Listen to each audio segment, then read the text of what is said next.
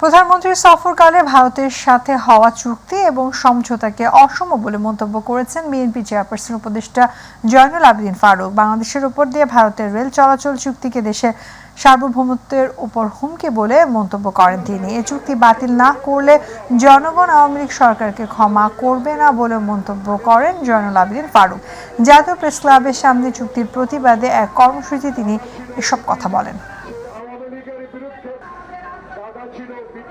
আমার সার্বভৌম দেশ, যে দেশের জন্য হাত পেন করে খালি করে অস্ত্র হাতে যুদ্ধ করে দেশ স্বাধীন করেছি, সেই স্বাধীনতা যোদ্ধাদেরকে আপনি আশ্রয় দিয়েছেন।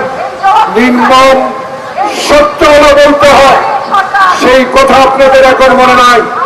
আপনাদের তখন কি মনে ছিল? জনগণ বলা শুরু করেছে দেশ স্বাধীন করে দেব, কিন্তু বাংলাদেশের মাটি আমি ব্যবহার করব।